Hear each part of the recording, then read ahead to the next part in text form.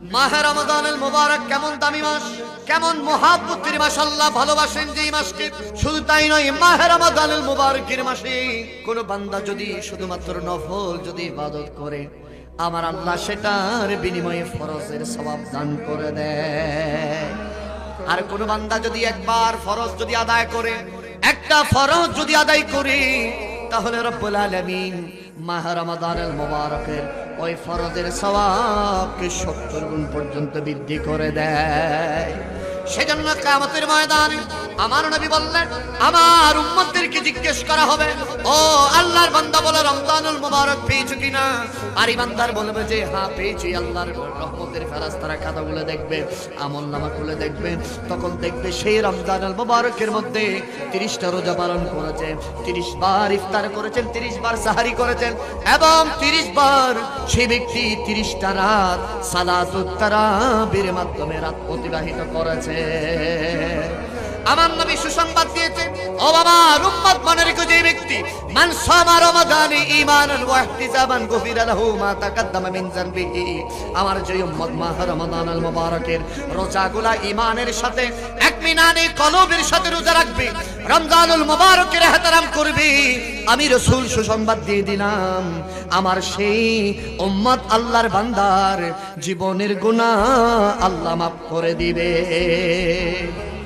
তারপরে আমার নবী বললেন, আমার যে উম্মত মাহে রমাদানুল মুবারকের রোজা রেখে আল্লাহর নূর হাসিল করেছে, কিয়ামতের দিনে যেদিন মানুষ ইয়া নফসি করবে, যেদিন মানুষ ইয়া নফসি করে করে কামের সাঁতারের মধ্যে সাঁতারতে থাকবে, যেদিন মানুষ এক ফোঁটা পানি পাবে না, একটা গাছের ছায়া পাবে না গাছের নিচে বসার জন্য, যেদিন আল্লাহর কোরআন বলেন ইয়াউমা ইয়াফিরুল মারউ মিন আখি ওয়া উম্মি ওয়া আবিহি, যেদিন মাকে সন্তান দেখলে পালিয়ে যাবে, ভাইকে ভাই দেখলে পালিয়ে যাবে, স্বামীকে স্ত্রী দেখলে পালিয়ে যাবে।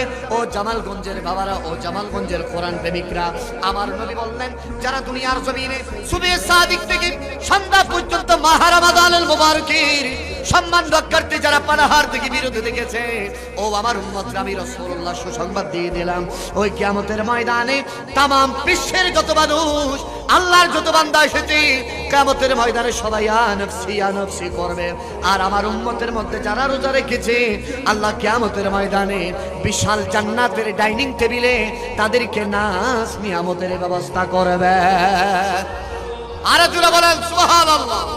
এবং আমার নবী বলেন, সেই সকল উম্মতদেরকে আল্লাহ পাক রব্বুল আলামিন মাথার মধ্যে তাজ পরাবেন, এবং আমার আল্লাহ তাদেরকে জান্নাতের সুসংবাদ দিবেন, জান্নাতের ফেরেশতাদেরকে তাদেরকে ওয়েলকাম জানাবেন, আমার আল্লাহ তাদের হিসাব নিকাশকে মওকুফ করে দিবেন, এবং আমার আল্লাহ তাদের জন্য জান্নাতুল ফেরদাউসের বরাদ্দ রাখবেন।